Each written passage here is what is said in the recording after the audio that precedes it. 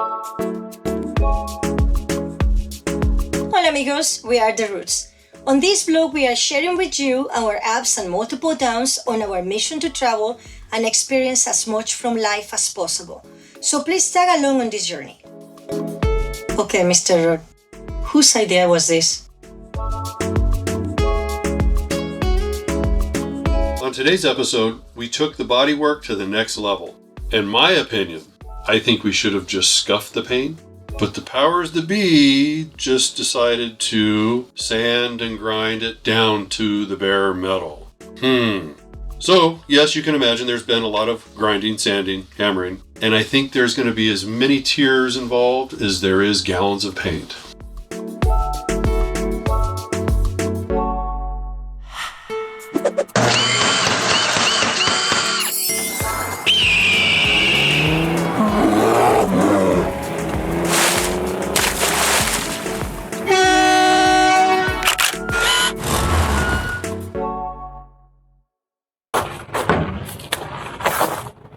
Hi, the Traveling Roots here again. Today I'm trying to finish stripping the paint of the bus. You have followed us around, you have seen that we already kind of finished stripping the bus on the other side. Yesterday we turned the bus around, so now the front of the bus is in the backyard and not facing the front. I'm all by myself today and we are in a rush to do this. So we're trying to finish stripping the bus this weekend. So we'll be ready to go for primer and then painting and all that stuff. I mean, there are more things that need to be done. There are some dinghies here and dinghies there and some holes here and there that need to be spot welded by Brian and Darren.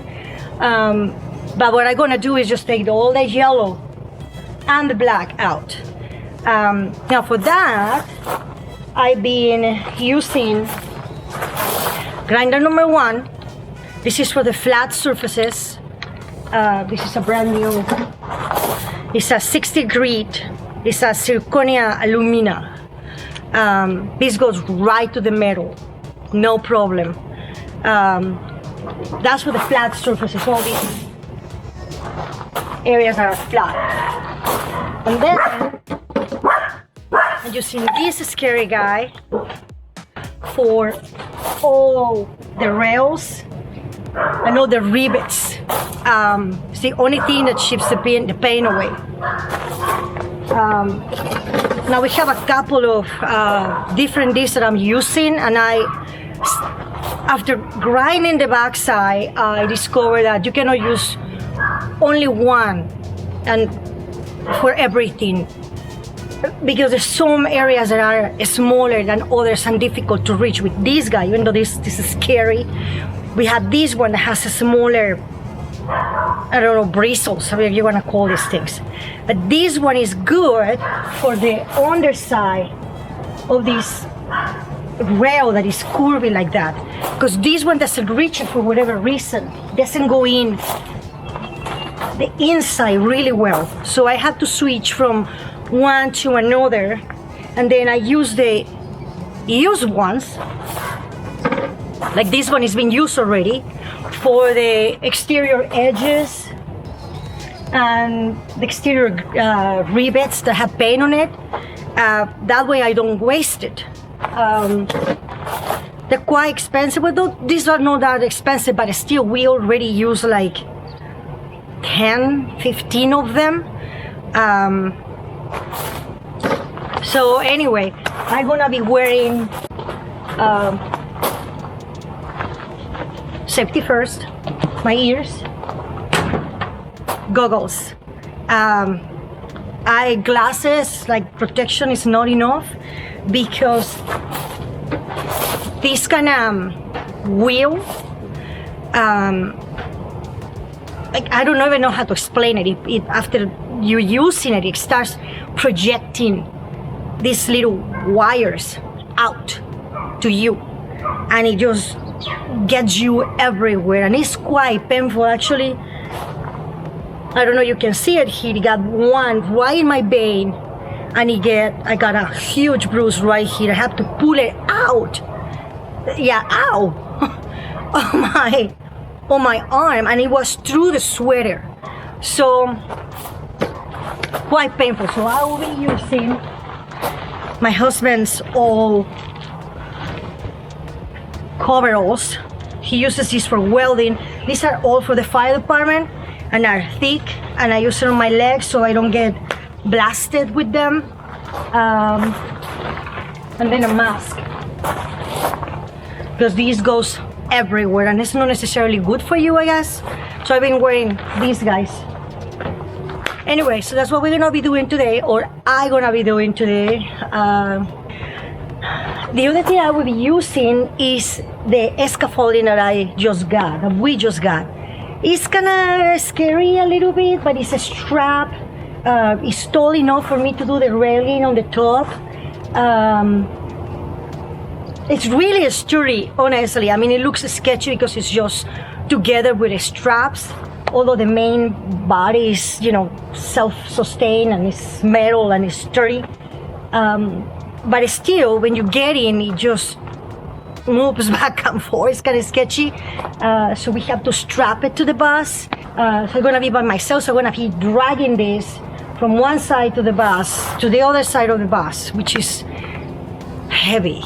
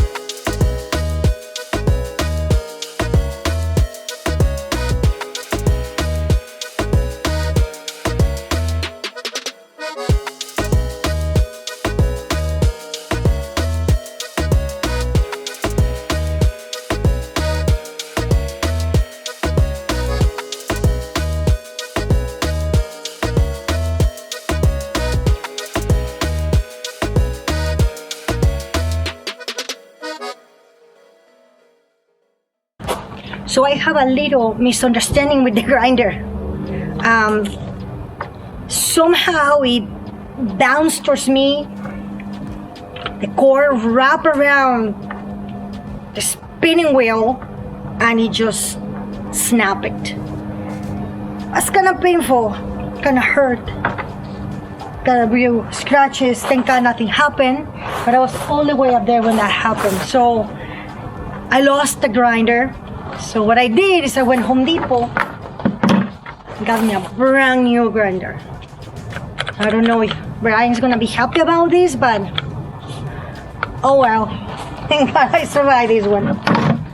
Anyway, we keep going now. 1 week late. I got here late on this fiesta where Brian and Darren been adding the last of the railroad.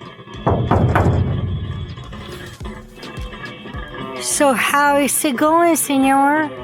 This piece not so well. Yeah, why? Can you see threads? Put a nut on it. What? What?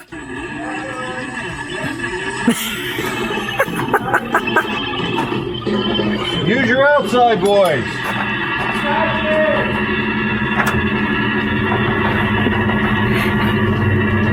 Okay, so why are you doing that, senor? Tell me. Well, Okay. Tell them. I know why, but you tell them. So, we installed a rub rail, Uh-huh.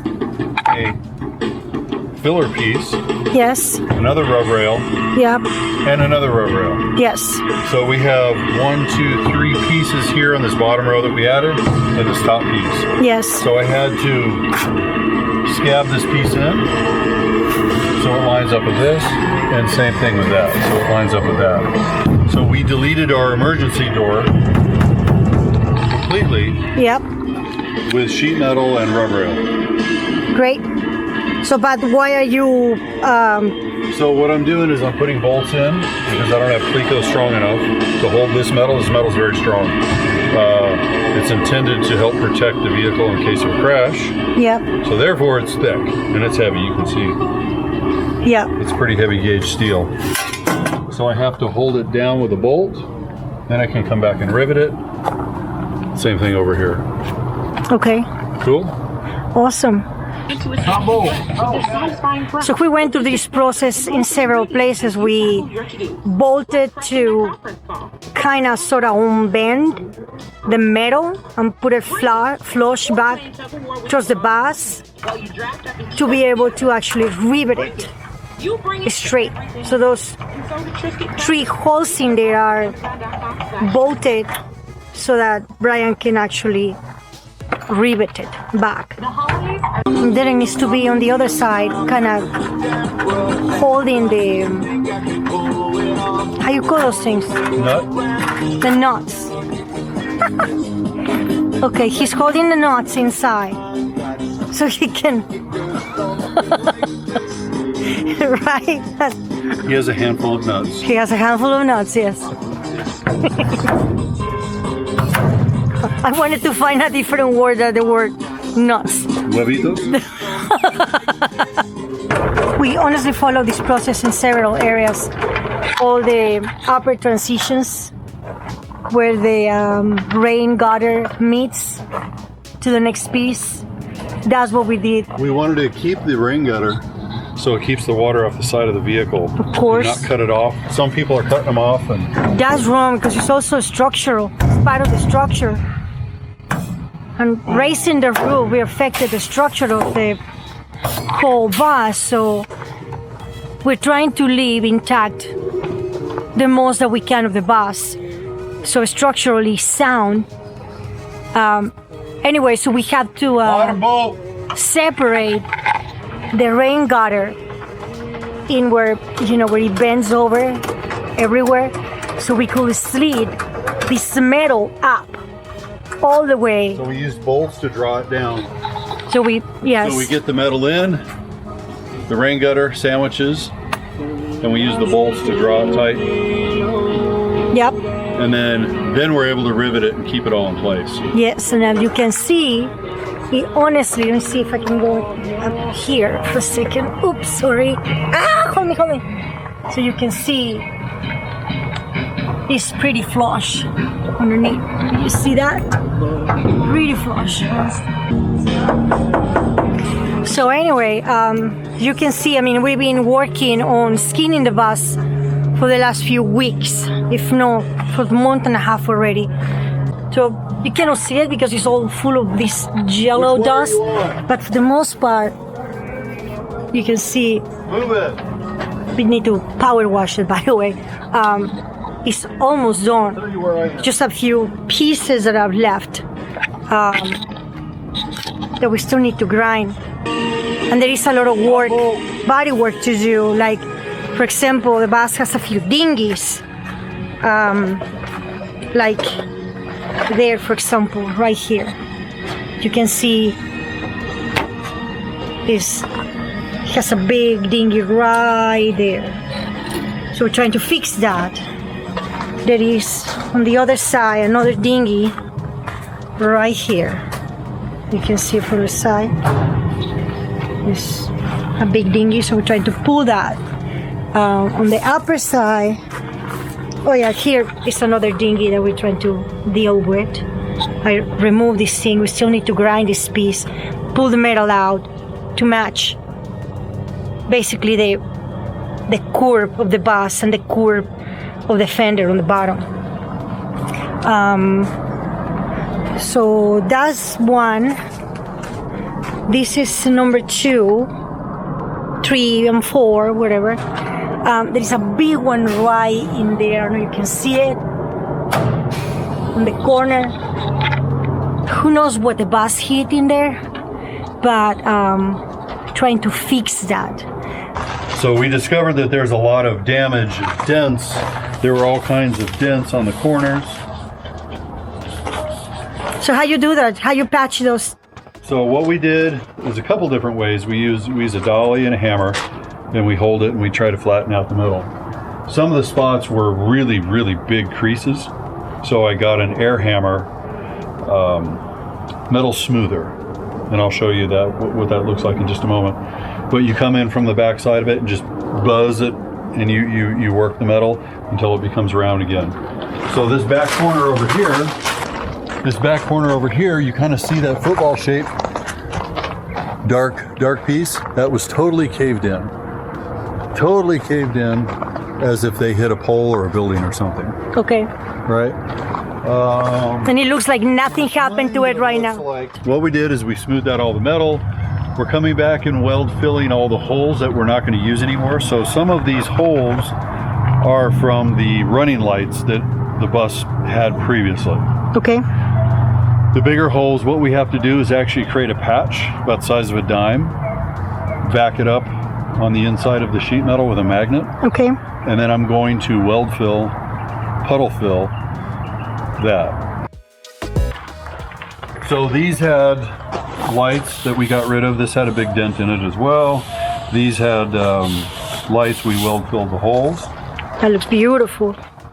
So everybody, it was all hands on deck.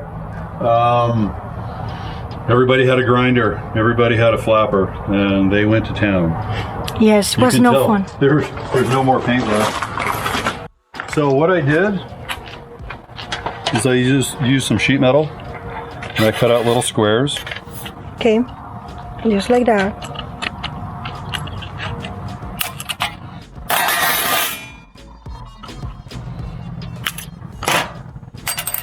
Then I come on the inside with a magnet. That holds it in place, and it gives a backer when I do the weld fill. Okay. Make sense? So we have all kinds of auto body tools here. We have a hammer. So we actually use an air chisel with a hammer attachment. Okay. So we have all these different hammer heads for different reasons. And then what you do,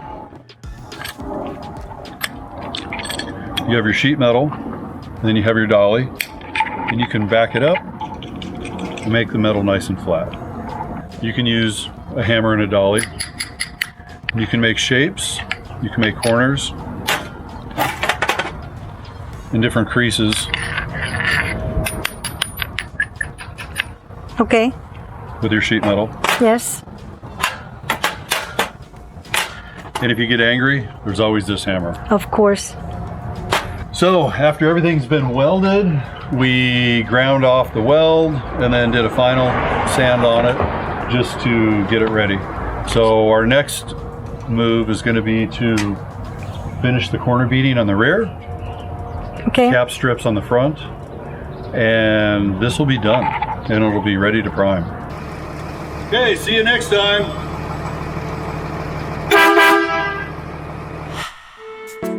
Thank you for hanging out with us today. Please give us a big thumbs up. Consider subscribing if you haven't done so yet. And until next time, hasta luego, amigos.